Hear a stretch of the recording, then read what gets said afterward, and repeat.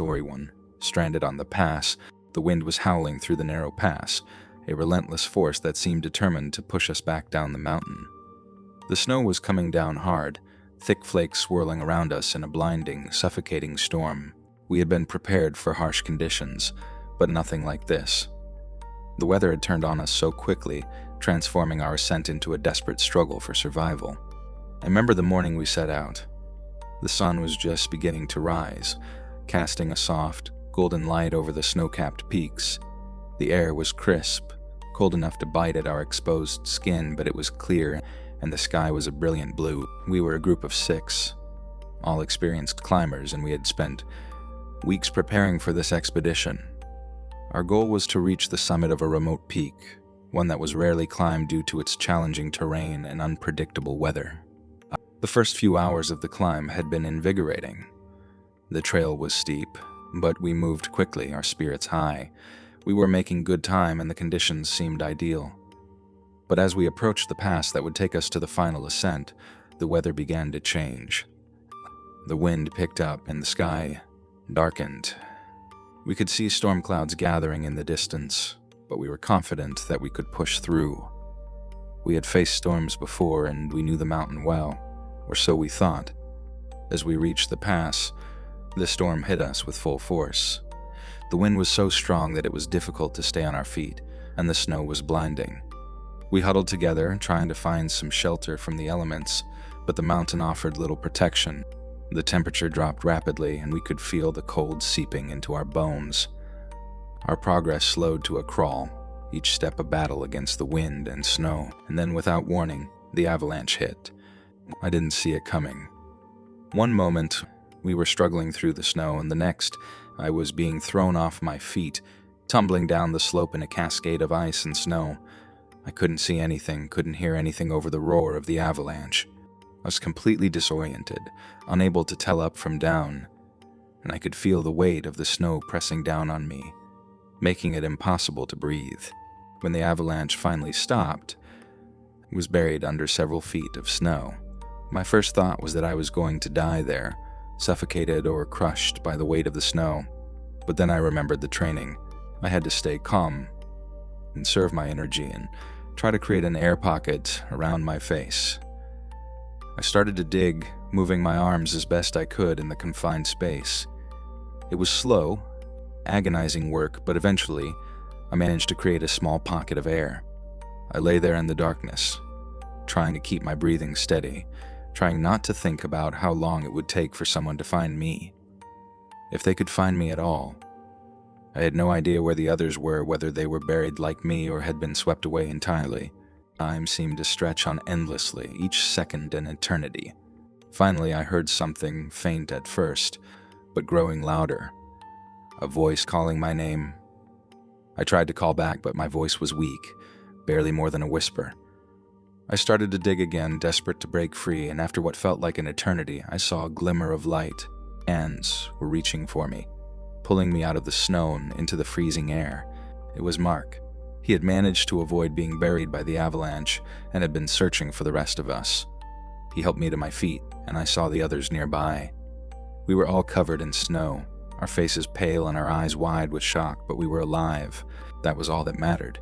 But our ordeal was far from over. The avalanche had cut us off from our camp, and we were stranded on the pass with no shelter, no food, and no way to communicate with the outside world. The storm was still raging, and the temperature was dropping fast. We knew that we had to find a way to get down the mountain, but the path ahead was treacherous, and the visibility was almost zero.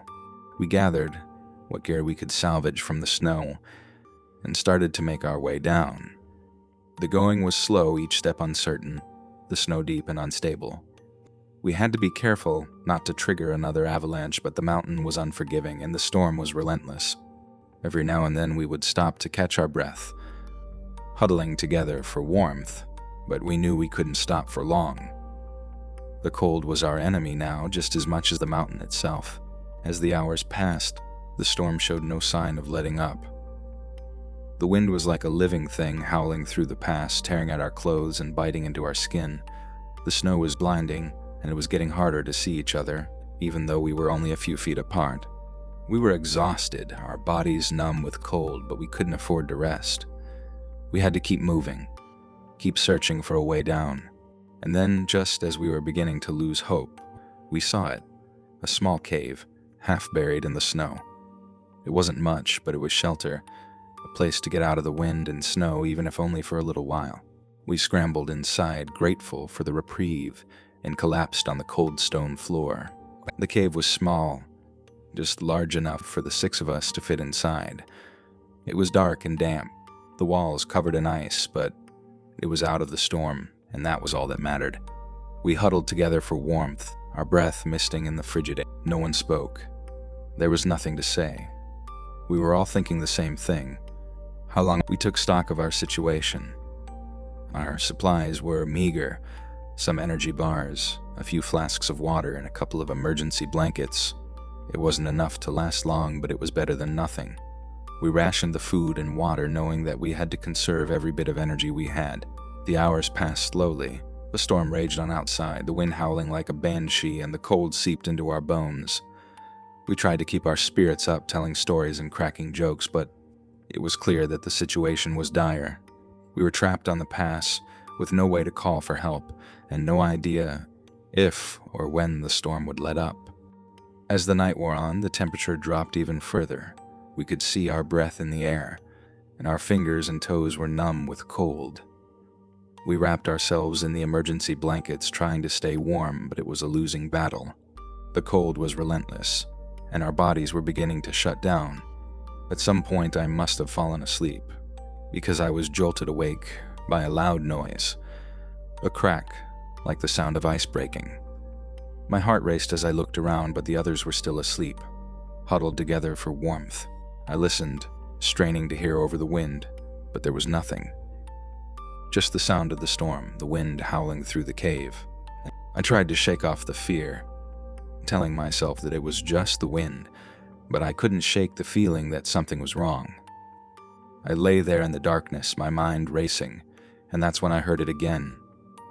A faint, almost imperceptible noise, like the sound of footsteps crunching on the snow. I sat up, my heart pounding in my chest. The cave was pitch black, and I couldn't see anything, but I knew I wasn't imagining it. There was something out there, something moving in the darkness. I held my breath, listening intently, but the sound was just the wind, I told myself. Just the wind.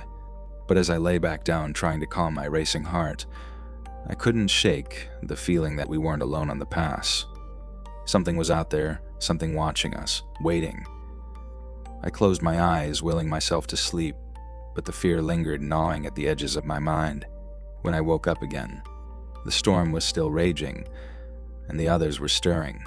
We ate what little food we had left, washed it down with a few sips of water, and huddled together for warmth. No one mentioned the noise I had heard in the night, but I could see the unease in their eyes. We were all on edge, the fear and exhaustion taking their toll. We decided that we couldn't stay in the cave any longer.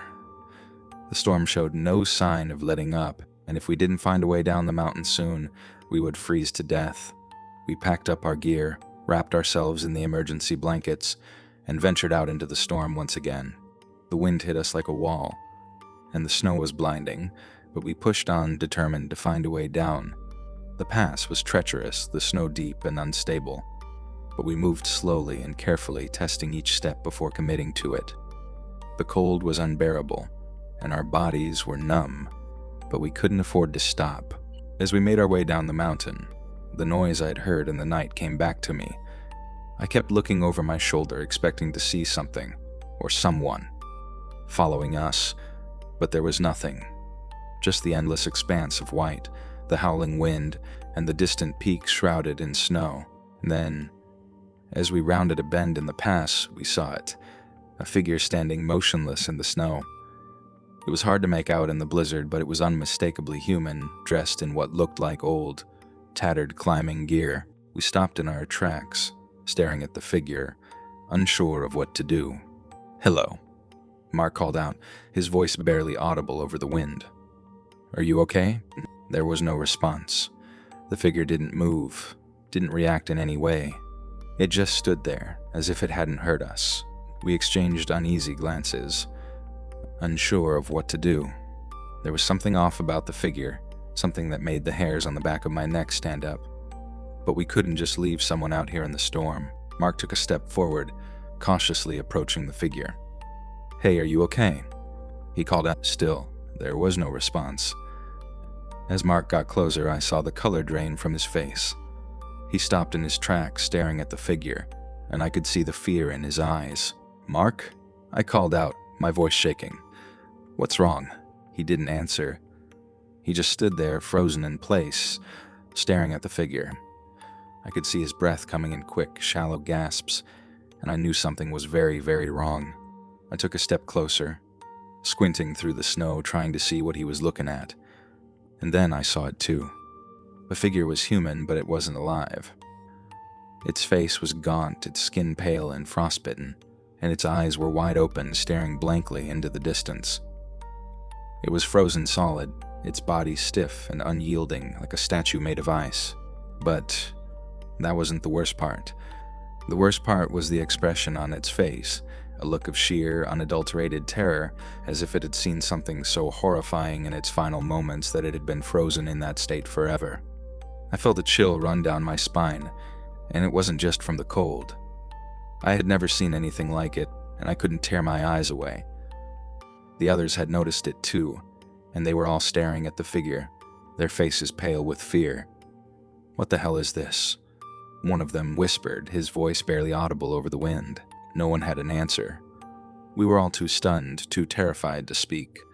We had come across bodies on the mountain before, climbers who had perished in the harsh conditions, but this was different. This was something else entirely.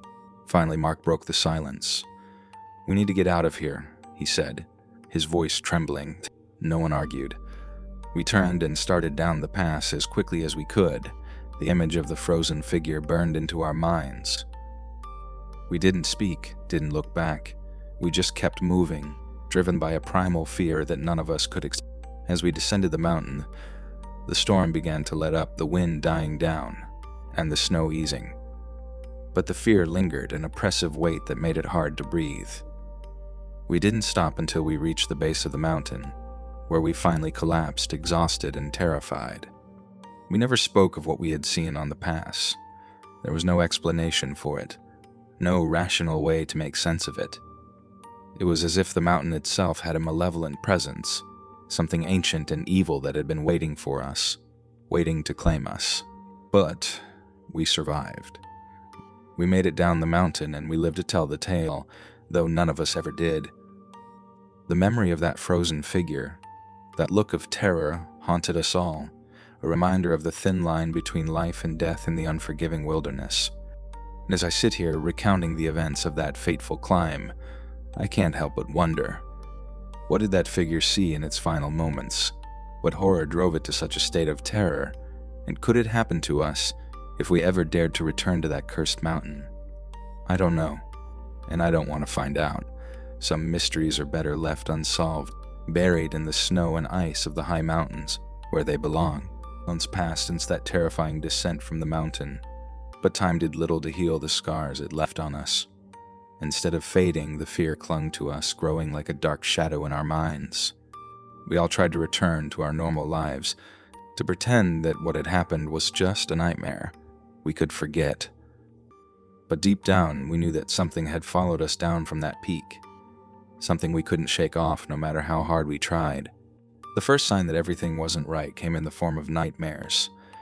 They started for me just days after we got back. At first, they were just fragments of memory. The bitter cold, the suffocating snow, the fear of being trapped. But soon they grew more vivid, more terrifying. Night after night, I found myself back on that mountain, standing in the snow, staring at that frozen figure with its lifeless eyes. No matter how much I tried to wake up, I was trapped there, feeling the icy grip of fear tighten around me. And when I did finally wake up, drenched in sweat, that feeling didn't leave. It stayed with me, a constant reminder that we had left something unfinished. Mark suffered the worst. Of all of us, he was the one most deeply affected by what happened. He had always been the strongest, the one who kept us all together during the climb, but something broke in him after we came down. He became a ghost of himself, withdrawn and distant. He stopped answering our calls, and when we did manage to see him, his eyes were hollow, as if he was barely holding on. One night, I decided to visit him. It had been weeks since we last spoke, and I couldn't shake the feeling that something was seriously wrong. When I arrived at his apartment, it took him a long time to open the door. When he finally did, I was shocked by what I saw. Mark had always been fit, almost athletic, but now he looked gaunt, as if he hadn't eaten in days. His eyes were bloodshot with dark circles underneath, and his hands trembled as he let me in. The apartment was dark, with only a single lamp casting a dim glow over the room.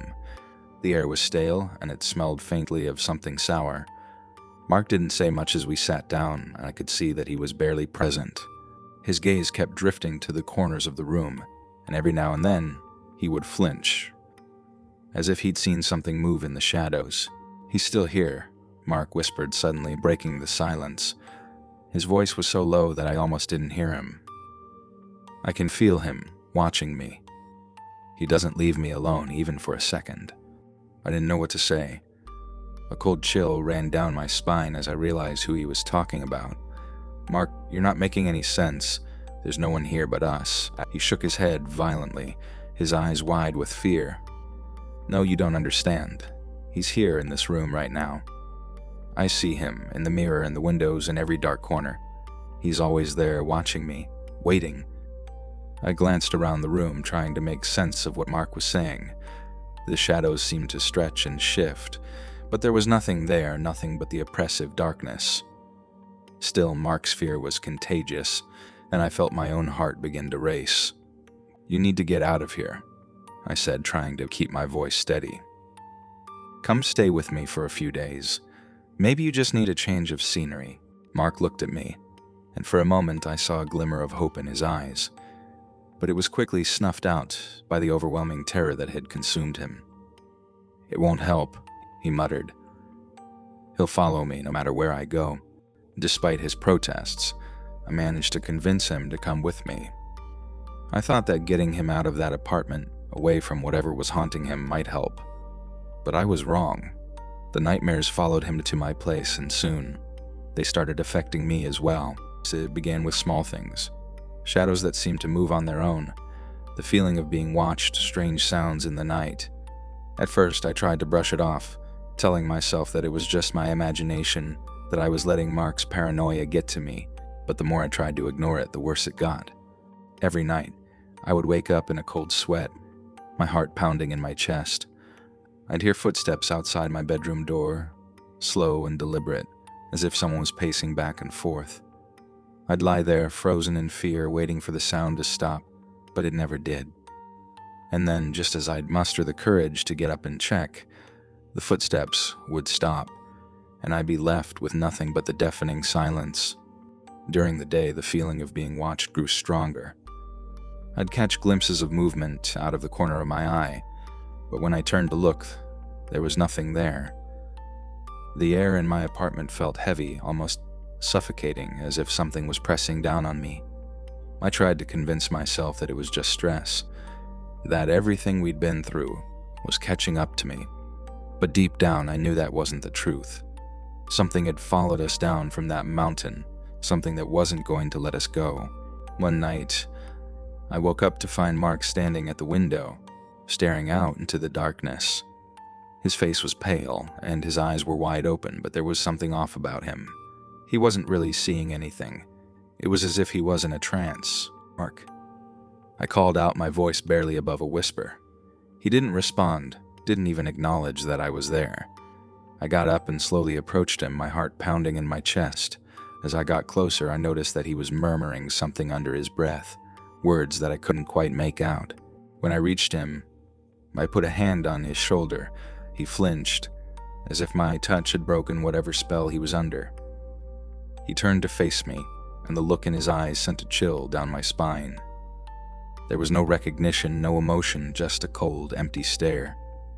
"He's calling me," Mark whispered, his voice barely audible. "He wants me to join him." "Who's calling you?" I asked, trying to keep the fear out of my voice. But Mark didn't answer. Instead, he turned back to the window, his gaze fixed on something far beyond the city lights. I didn't know what to do. I was terrified not just for Mark, but for myself. Whatever had taken hold of him was starting to affect me too.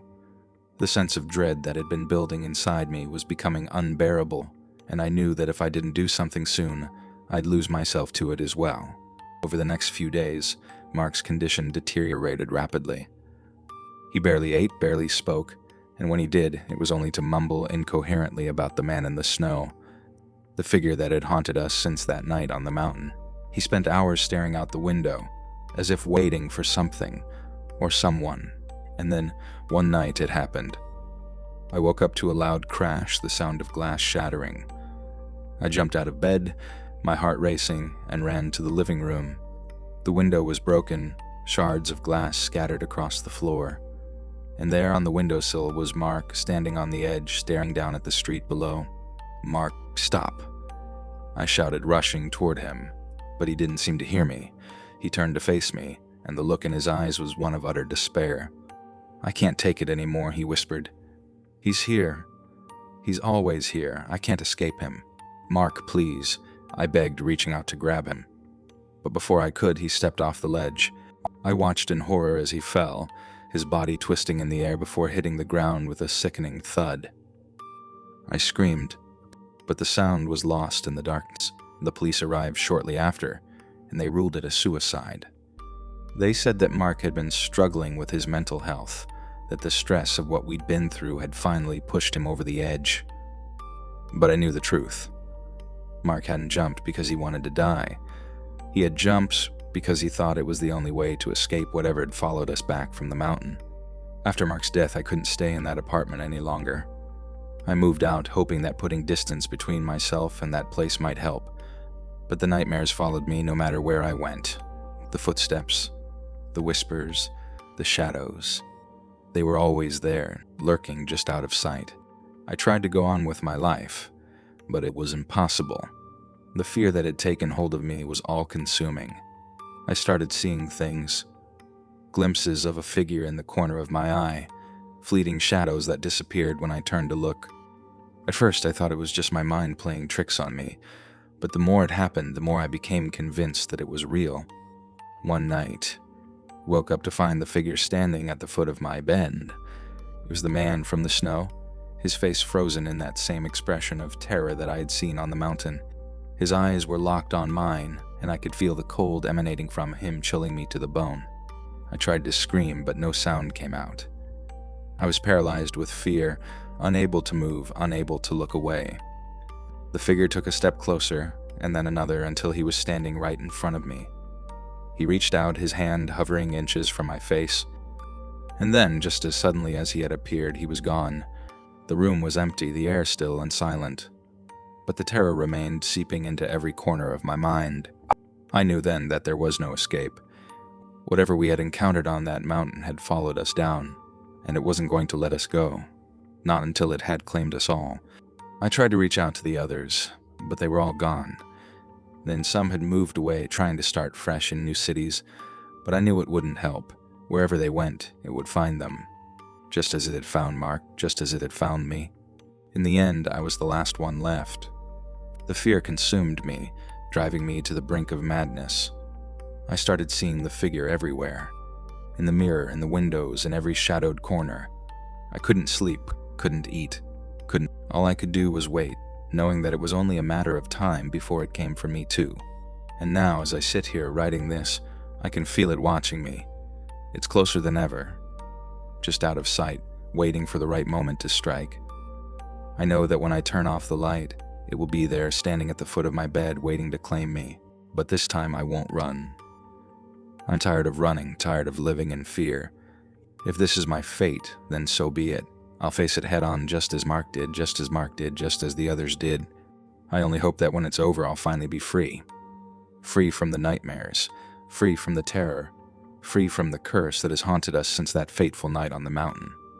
But deep down, I know that there's no escape. Not for me, not for any of us. We were marked the moment we set foot on that cursed peak, and now there's no turning back. The figure is here, standing behind me as I write this. I can feel its cold breath on the back of my neck, hear the faint whisper of its voice in my ear. It's time. Goodbye. Story 2. The Trail of the Disappeared. In the remote mountains of a forgotten range lies a trail infamous among locals for the tourists who have mysteriously disappeared while hiking it. For years after one of the survivors was found wandering aimlessly, with no recollection of what happened, he is drawn back to the trail, compelled by a desire to uncover the truth. But what he discovers is far more terrifying than he could have ever imagined. The smell of damp earth and pine needles greeted me as I stepped out of the car and into the cool mountain air. It was a familiar scent, one that had once filled me with a sense of adventure. Now it only brought a wave of nausea. The last time I was here, I had been younger, eager to explore the wild, untamed beauty of the mountains. The memory of that trip was a black hole in my mind, a blank space where something terrible had once existed. I didn't remember what had happened, only that I had been found wandering, disoriented and alone, miles away from the trail, days after I had gone missing. I had never been the same since. But now, a decade later, I had returned. I had to know what had happened to me on that trail. I had to face whatever it was that had stolen my memories and my peace of mind. My therapist had warned me against it, saying that it was dangerous to dig into trauma that my mind had buried for a reason. But the nightmares had become unbearable, and the only way to silence them was to return to the place where it had all begun. I slung my backpack over my shoulder, the weight of it grounding me in reality. The trailhead was just ahead, marked by a weathered wooden sign that had once seemed like a gateway to adventure. Now it felt more like a warning. I hesitated for a moment, my heart pounding in my chest, before taking the first step onto the trail. The forest closed in around me, the trees standing like silent sentinels, their branches whispering secrets I couldn't quite hear. The trail was overgrown, barely more than a faint path winding through the dense underbrush. It was clear that few people had ventured this way in recent years. I wondered how many had started down this path, never to return. My steps felt heavy, each one a battle against the instinct to turn back, but something kept me moving forward, some deep primal need to understand what had happened to me all those years ago. As I walked, the forest seemed to change around me. The sunlight that had filtered through the leaves began to fade, replaced by a cold, gray light that cast eerie shadows on the ground. The trees grew taller, their trunks gnarled and twisted, and the air grew thick with the scent of decay. It was as if the trail was leading me into another world, one where the rules of nature no longer applied. I came to a clearing where the trees parted, revealing a small, stagnant pond. The water was black as oil, and the surface was covered with a thin layer of mist. Something about it made my skin crawl, and I skirted around it. Careful not as I did, I noticed something strange. A series of stones arranged in a circle near the water's edge. They were old, covered in moss, but there was something deliberate about their placement, as if they had been arranged with some purpose in mind. I knelt down to examine them, brushing away the moss with my hand. Underneath, I could see faint carvings in the stone, symbols that I didn't recognize. They were worn with age, but the sight of them sent a shiver down my spine.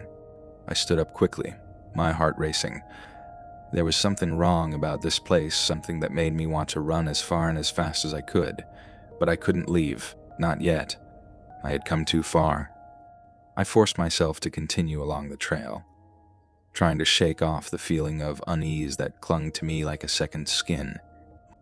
The trail began to climb steeply, the path narrowing as it wound its way up the mountainside. The trees grew thicker here, their branches forming a canopy that blocked out the sky. The air was colder, and I could see my breath misting in front of me. Every sound seemed amplified in the silence. The crunch of leaves underfoot, the rustle of the wind in the branches, the pounding of my heart in my chest. And then I heard something else, a faint whisper just on the edge of hearing. I stopped, straining to listen, but it was gone. I shook my head, trying to clear the fog of fear that was clouding my thoughts.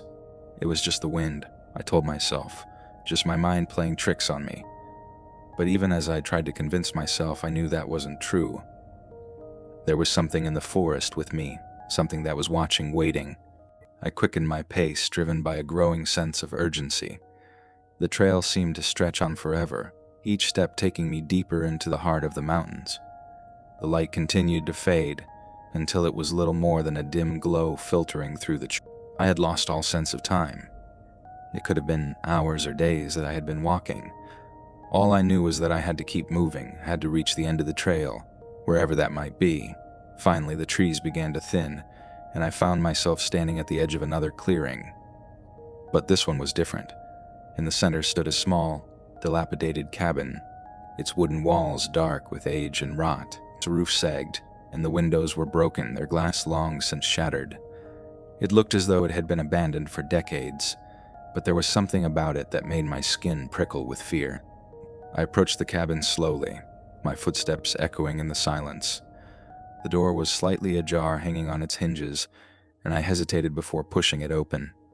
The interior was dark, the only light coming from the faint glow of the dying day seeping through the cracks in the walls. The air inside was stale, thick with the scent of mold and decay. I could see the remnants of old furniture, an overturned table, a chair missing a leg, a rusted stove in the corner. It was clear that no one had lived here for a long time, but there was something else. In the center of the room on the floor was a large circular mark. It was faint, almost invisible, but as I looked closer, I could see that it had been burned into the wood. The sight of it sent a chill down my spine. There was something about the mark, something that felt wrong. I reached out to touch it, but the moment my fingers brushed the wood, a wave of nausea hit me and I stumbled back, clutching my stomach. The room seemed to spin around me, the walls closing in, and I collapsed to my knees, gasping for breath. My vision blurred and I could feel the darkness closing in, a black tide rising up to swallow me whole. And then, just as suddenly as it had come, the feeling passed, and I was left kneeling on the floor, drenched in cold sweat. I didn't know how long I stayed there, too terrified to move. But eventually I forced myself to stand, to leave the cabin and the terrible mark behind. I stumbled out into the clearing, my legs trembling beneath me. The forest seemed darker now, the shadows longer, the trees pressing in closer. I had to get out of here, had to find my way back to the trailhead. But as I turned to leave, I saw something that made my blood run cold. Standing at the edge of the clearing, half hidden in the shadows, was a figure. It was tall and thin, its limbs too long, its skin pale and stretched tight over its bones. Its eyes were black pits, and its mouth was twisted into a grotesque smile. It was watching me, and I could feel its gaze, like a physical weight on my chest. I backed away slowly, my heart pounding in my ears. The figure didn't move, just stood there, staring at me with those empty, soulless eyes. I turned and ran, the forest a blur around me as I fled down the trail. I didn't know where I was going, only that I had to get away from that thing, had to put as much distance between us as possible. But no matter how fast I ran, I could feel it behind me, its presence like a shadow at my back. The trail twisted and turned, the trees closing in around me, and I knew I was lost. The forest was a maze, and I was trapped in it with no way out. And then I saw it. You up ahead through the trees, a faint light. I ran towards it, desperate, hoping it was the way out. But as I got closer, I realized it wasn't the trailhead, wasn't the safety of civilization. It was another cabin, smaller than the first, but just as old, just as abandoned. I had no choice. I threw myself against the door, crashing through into the darkness. The interior was cold, colder than outside, and I could feel the air thick with something I couldn't see. The door slammed shut behind me, and I collapsed against it, gasping for breath. I was safe, for now, but I knew it was only a matter of time before it found me again. I was trapped, and there was no way out. The darkness pressed in around me, and I could feel it watching, waiting. And then I heard it. The whisper, faint but unmistakable, echoing through the cabin. It was the same whisper I had heard before, the same voice that had called to me from the shadows, and now it was here, with me in the dark. I pressed my hands to my ears, trying to block out the sound, but it was no use. The whisper grew louder, more insistent, until it was all I could hear. And then, with a sudden, terrible clarity, I understood. It wasn't the voice of something outside, something alien. It was my own voice, the voice of the part of me that had been lost on this trail all those years ago, and it wanted me back. The oppressive silence in the cabin was broken only by the relentless whisper that seemed to seep from the very walls. I pressed my back against the door, my breath coming in ragged gasps as I tried to make sense of the situation. The whisper was no longer just a faint sound. It had become a constant, maddening murmur that filled my mind. I forced myself to stand, my legs trembling with exhaustion and fear. The cabin was dark, the only light coming from the faint glow of the dying day that filtered through the cracks in the walls. The cold seemed to seep into my bones, making it difficult to think clearly. I knew I couldn't stay here forever. I had to find a way out to escape whatever was pursuing me, but the cabin seemed to warp and shift, the darkness pressing in from all sides. I took a deep breath, trying to steady myself. The whispering was growing louder, more urgent, and I knew I had to act quickly. I moved cautiously through the cabin, my flashlight beam cutting through the darkness. The small space was cluttered with broken furniture and old, rotting debris. It was clear that no one had lived here for a long time, but the sense of malevolence that filled the room suggested otherwise. In one corner, I noticed a trapdoor, partially hidden by a pile of decaying blankets. I hesitated, the whispering growing almost deafening. It seemed to be coming from beneath the trapdoor, a low, unintelligible murmur that sent chills down my spine. I knew I had to open it, though every instinct told me to turn back.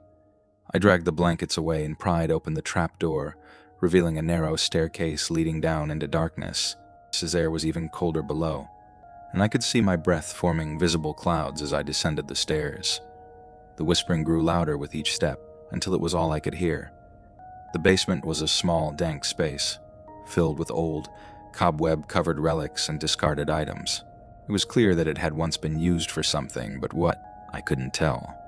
In the center of the room was a large, ancient-looking book resting on a pedestal. The cover was covered in strange symbols and patterns, and the pages were yellowed with age. I approached it cautiously, my flashlight illuminating the intricate designs. The whispering was now a cacophony of voices, each one overlapping the other, creating a maddening symphony of sound. I reached out to touch the book, but as my fingers brushed the cover, the voices suddenly fell silent. The sudden quiet was almost worse than the whispering. I carefully opened the book, revealing pages filled with more symbols and cryptic text. The language was unfamiliar, but there were illustrations that depicted scenes of ritualistic ceremonies and dark, shadowy figures. As I flipped through the pages, I felt a sudden, intense pressure in my chest, as if the air itself was being squeezed out of me. I struggled to breathe, my vision blurring. The room seemed to close in around me, the walls pressing in, and I could feel the oppressive weight of something ancient and malevolent. Then, from behind me, I heard a noise. It was a low guttural growl, and I turned to see the figure from before standing in the doorway. Its eyes glowed with an eerie, otherworldly light, and its twisted smile seemed to grow wider. During it stepped into the basement, its long, spindly limbs moving with a disturbing grace. I grabbed the book and stumbled backwards, the figure advancing slowly but steadily. I knew I had to get out of there, but the staircase seemed impossibly far away. I backed towards it, the figure following relentlessly. My heart raced, and I could feel the panic rising in my throat. The basement door suddenly slammed shut, and I was plunged into darkness. The figure's growl became a roar, echoing through the confined space. I could hear the sound of its footsteps growing closer, and I knew I had to find another way out. I frantically searched the basement, my hands brushing against cold, damp walls, until I found a small window partially hidden behind a stack of old crates. I pushed the crates aside and forced the window open, the dim light of the moon spilling into the room. I climbed through the window, my body scraping against the rough edges, and fell into the cold, night air outside. I scrambled to my feet and looked around, trying to get my bearings. The cabin was still visible in the distance, but I could hear the figure's roar fading as it was left behind. I ran through the forest, the trees seeming to twist and warp in the darkness. The path was overgrown, and I struggled to find my way back to the trailhead. My breath came in ragged gasps, and my legs felt like lead. The forest was silent now, but the oppressive feeling of being watched remained. I could still hear the faint whispering, a reminder of the terror I had just escaped. As I emerged from the forest and saw the lights of the trailhead in the distance, I felt a wave of relief. I had made it out, but I knew that the nightmare wasn't over. The whispers, the figure, the book, they were all still with me, lingering in the back of my mind. And the trail had taken its toll, and the memories of what I had experienced would haunt me forever. I left the mountains behind, but the trail would always be a part of me. The darkness that had touched my soul could never be fully erased, and the secrets of the vanished trail would remain a mystery, one that I had barely scratched the surface of. The whispers would continue, a reminder of the shadowy depths that lurked just beyond the edge of reality. The terror I'd faced was only a glimpse of something much larger and more sinister. And though I had escaped, I knew that the trail would always be waiting, ready to claim its next victim. The next few days were a blur of hospital visits and sleepless nights. The doctors found no physical injuries, but the mental strain was apparent. They suggested therapy and rest, but I could tell that nothing would ever truly help me. The nightmares were relentless, the whispers never ceasing. It was as if the darkness from the cabin had seeped into my very soul. Back home, I tried to live a normal life, but the trail had changed me. The whispers had begun to invade my dreams, growing louder each night. I would wake up drenched in sweat, heart racing, unable to shake the feeling that I was still being pursued. The figure from the cabin seemed to follow me wherever I went, its presence a constant, chilling reminder of what I had encountered. I tried to tell my friends and family about my experience, but no one believed me. They said it was just stress or imagination, a product of my own fears. I wished they were right. It would have been easier to dismiss it all as a bad dream. But the book, the symbols, the growls, they were real, and I could feel their lingering influence in every corner of my life. One night, after months of struggling to find peace, I received a package at my door. It was a small, unmarked box with no return address. Inside was a weathered journal, bound in worn leather. The pages were filled with sketches and notes, similar to those in the book I had found in the cabin. Symbols were the same, and the text was written in the same strange language. My heart raced as I flipped through the pages. It was clear that the journal was connected to the same dark forces that had haunted me. I tried to decipher the symbols, but the more I read, the more I felt the same pressure in my chest, the same sense of dread that had consumed me in the cabin. It was as if the journal was a link to something far more sinister than I could ever comprehend. Determined to put an end to the torment, I decided to return to the mountains. The idea of facing the trail again was terrifying, but I had to try. I needed to understand what was happening to me, to find some way to break free from the darkness that had taken hold of my life. As I drove back to the trailhead, I felt a strange mixture of fear and anticipation. The forest loomed in the distance, its dark silhouette a reminder of the horrors that awaited me. I packed supplies and made my way to the trail, the familiar scent of pine and earth filling my nostrils. It was both comforting and unnerving, a stark contrast to the terror I'd experienced before. The trail was just as I remembered, overgrown and eerie. The whispering seemed to follow me as I walked, a constant, unsettling presence. I made my way to the clearing with the small cabin, hoping to find answers, or at the very least, some way to confront the darkness that had plagued me. When I arrived, the cabin was just as dilapidated as before. The trapdoor in the basement remained unchanged. I took a deep breath and descended into the basement once more. The air was as cold as I remembered, and the whispering began almost immediately, a cacophony of voices that filled the small space. I approached the pedestal in the ancient book, the same book I had seen before. This time I felt more prepared, more determined. I opened the book and began to study the symbols, trying to piece together their meaning. The journal I had received was a guide of sorts, offering clues that seemed to fit with the symbols in the book. As I worked, I could feel the oppressive presence growing stronger. The whispering turned into a roar, the voices becoming almost deafening. The figure appeared again, its glowing eyes fixed on me with an intensity that made my heart race. I could see its malevolent smile, and I knew that it would not let me leave easily. I continued to decipher the symbols, focusing on the patterns and the illustrations. It became clear that the book was a record of rituals performed by a group that had once lived in the area. They had practiced dark, forbidden rites, seeking power from entities beyond this world. The more I read, the more I realized that the trail was a focal point for their rituals, a place where the veil between worlds was thin. The figure moved closer, its growls growing louder. I could feel its presence behind me, a palpable, suffocating force. I knew that I had to finish my work quickly. I focused on the symbols that seemed to offer a way to close the connection between worlds, a way to seal the dark forces that had been awakened. Story 3. Shepherds of the Mist. In the heart of a forgotten mountain range, nestled between towering peaks and shrouded in an eternal veil of fog, lies a valley steeped in mystery and dread. This valley, known only in whispers and ancient legends, is said to be home to enigmatic beings who lure travelers with their ghostly lights. The valley's mist is not merely a weather phenomenon, but a shroud that hides sinister secrets from the world. They are a group of adventurers, driven by curiosity and the lure of the unknown, ventured into this mysterious realm, only to discover that the fog concealed far more than they had anticipated. What began as a simple exploration quickly spiraled into a harrowing ordeal as they came face to face with the dark forces that govern the mist. It was a crisp autumn evening, when my friends and I, a group of avid hikers and thrill-seekers, gathered around a campfire in our favorite spot, the edge of a dense forest. The flickering flames cast dancing shadows on the trees, creating a cozy, almost nostalgic atmosphere. Our conversation meandered from the mundane to the extraordinary, and it was during one of these conversations that Dave, always the storyteller, brought up a peculiar tale. Dave had recently come across an old journal while browsing in a secondhand bookstore.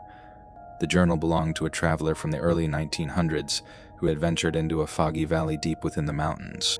According to the entries, this valley was known for its elusive lights that appeared in the mist, drawing in unsuspecting wanderers. The traveler had described strange occurrences and unsettling feelings, hinting at something far more sinister lurking within the fog. The tale was intriguing, but it was Tom's reaction that piqued my interest. Tom, our resident skeptic, dismissed the story as mere folklore.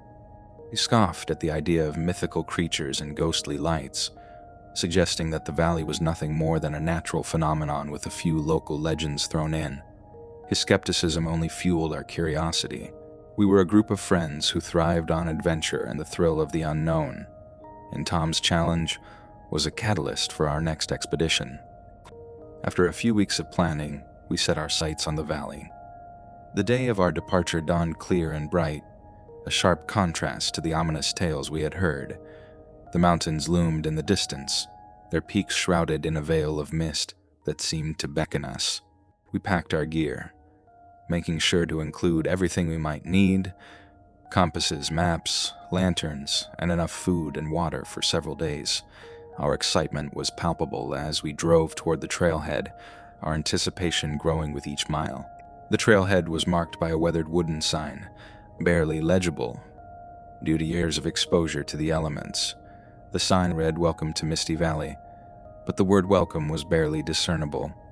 It was as if even the sign was reluctant to extend a warm greeting.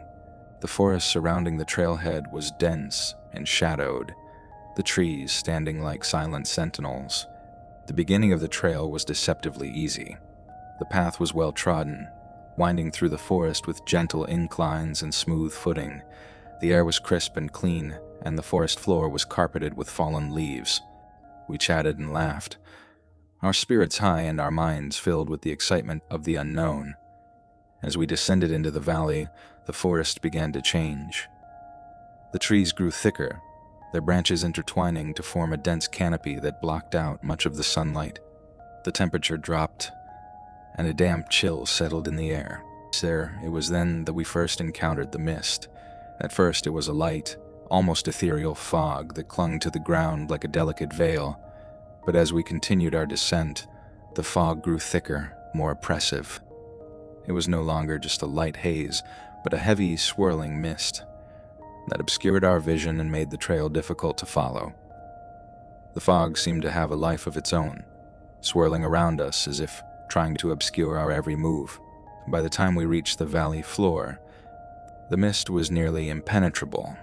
It wrapped around us like a living entity, muffling sounds and distorting our sense of direction. Visibility was reduced to a few feet ahead, and the once familiar landscape was now a ghostly blur. The valley seemed to stretch endlessly in all directions, with no discernible landmarks to guide us. We set up camp in a small clearing, the ground damp and uneven. The tents were quickly erected, and we gathered around a fire that struggled against the dense fog. The firelight cast eerie shadows that danced and flickered, adding to the growing sense of unease. The mist outside the circle of light seemed to pulse with an almost sentient quality, closing in around us. As night fell, the fog thickened even further. The temperature dropped sharply, and the campfire's warmth was a small comfort against the encroaching cold. We sat around the fire trying to shake off the growing sense of dread.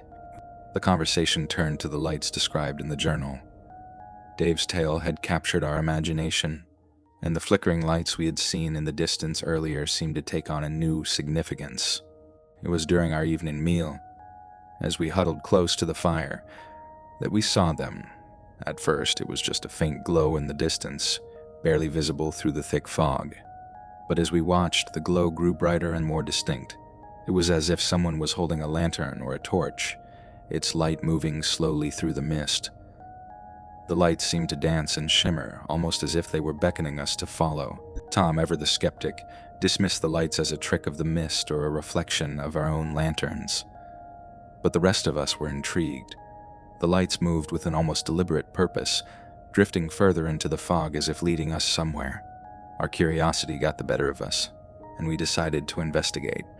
We set out into the mist, our lanterns casting weak, flickering beams that barely pierced the darkness.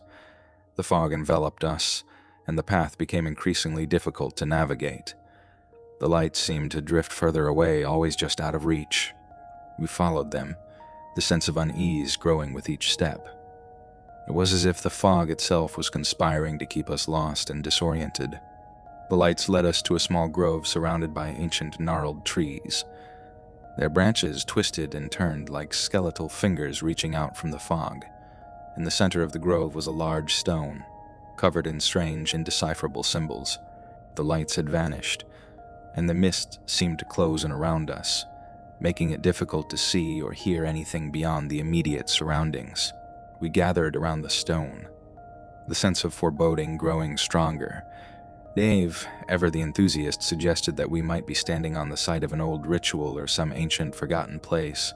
The symbols on the stone were unfamiliar and unnerving, their meaning lost to time. The air was heavy with an almost palpable tension, and the mist seemed to pulse with a rhythmic, unsettling quality. As we prepared to leave, the fog thickened even further. It was as if the mist had become a living, breathing entity, wrapping around us and making it nearly impossible to find our way back to the campsite. Our lanterns barely illuminated the path, and every step seemed to echo in the stillness. The sense of being watched was overwhelming, and we hurried back to the safety of our camp.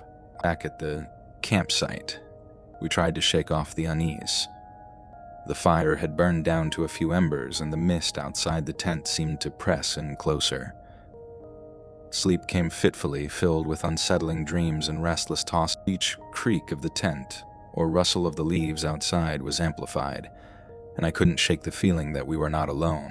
As dawn broke, the fog began to lift, revealing the valley in a different light. The once hidden landscape was now shrouded in an eerie silence. The familiar world seemed altered, as if the mist had changed everything. We packed up our gear, each of us lost in our thoughts. The lights, the symbols, and the oppressive fog had left an indelible mark on our minds. We left the valley with a sense of both relief and regret. The mist had hidden more than just the landscape. It had concealed something darker, something that we could only glimpse through our fear and curiosity.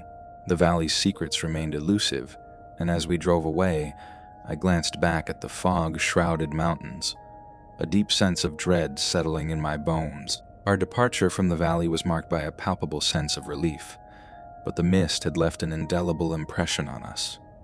The feeling of being watched, the strange lights, and the unsettling symbols on the stone gnawed at our minds long after we had left the fog behind. We tried to push it out of our thoughts, but the mystery seemed to follow us, a persistent shadow that we couldn't shake. It wasn't long before the valley crept back into our lives. We each had our own reasons for revisiting the area, but it was Tom who was the most insistent. His skepticism had been shaken, and he was determined to uncover the truth behind the strange occurrence. He managed to persuade the rest of us to return, promising that we would be better prepared this time. Armed with additional gear and a newfound awareness, we set out once again to face the fog. The journey back was different from the first. The weather had changed, and the sky was overcast, casting a gray pallor over the landscape. As we approached the trailhead, the sense of foreboding was almost tangible. The valley seemed to loom in the distance, its presence almost palpable even from afar. The wooden sign at the trailhead seemed to have deteriorated further, its message barely legible, as if the valley itself was trying to erase its existence. We began our hike with a mix of apprehension and determination. The path into the valley was familiar, but the fog came sooner and thicker than we had anticipated. It enveloped us quickly, the mist swallowing up the landscape and reducing our visibility to a mere few feet. It was as if the valley was welcoming us back with open arms, its oppressive fog a constant reminder of the mysteries it held. Setting up camp once again in the same clearing, we were more methodical this time. We set up additional lanterns and arranged our gear with a sense of purpose. The atmosphere was tense, each of us keenly aware of the previous visit's unsettling moments. As night fell, the fog outside our tent seemed even denser, almost as if it had been waiting for us. Our goal was to revisit the grove and investigate the symbols on the stone. This time, we brought a sketchpad and a camera, hoping to capture every detail and uncover any clues that might explain the strange occurrences. As we prepared to leave, a deep sense of unease settled over us. The fog outside was thick, and the night seemed to stretch on endlessly. Venturing back into the mist was like walking through a living, breathing entity. The fog clung to us, its cold tendrils wrapping around our bodies and making every movement feel laborious. The lanterns cast long, flickering shadows that danced and twisted in the shifting mist. The eerie silence was occasionally broken by the distant call of a bird or the rustle of unseen creatures moving through the underbrush. The grove was a haunting sight when we finally reached it. The ancient trees loomed over us, their gnarled branches creating a labyrinth of shadow and fog. The large stone was still there, its surface covered in the same indecipherable symbols. We gathered around it, our lanterns illuminating the stone's surface and casting eerie shadows on the surrounding trees.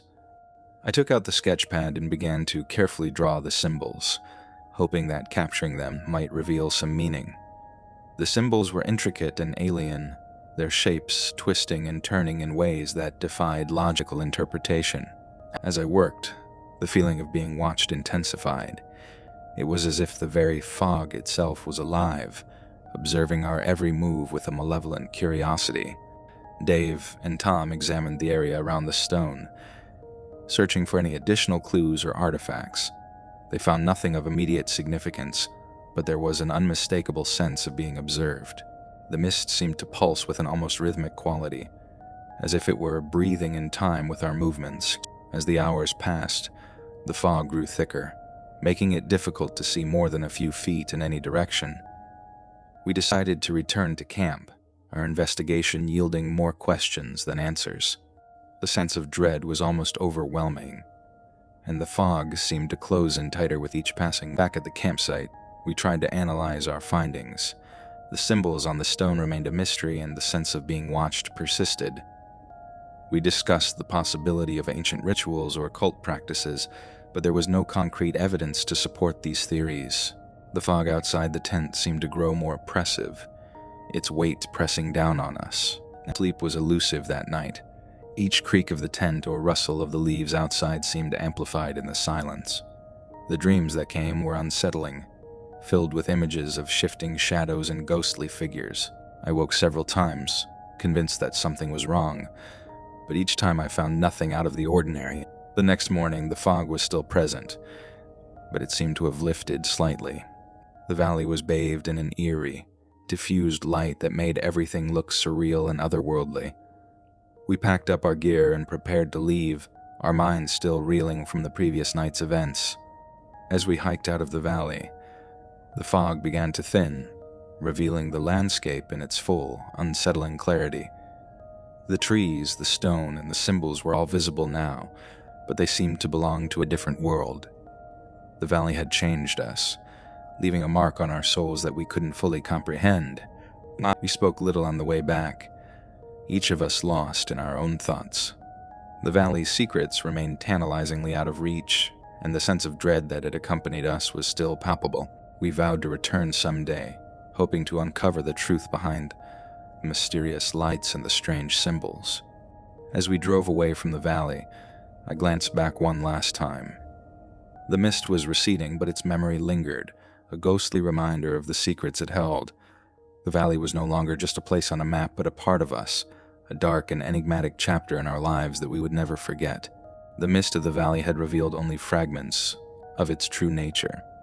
The lights, the symbols, and the oppressive fog were all part of a larger, more sinister truth that lay hidden in the shadows. The shepherds of the mist, as the legends spoke, were not just mythical beings, but a real and malevolent force that had watched us, studied us, and perhaps even manipulated us.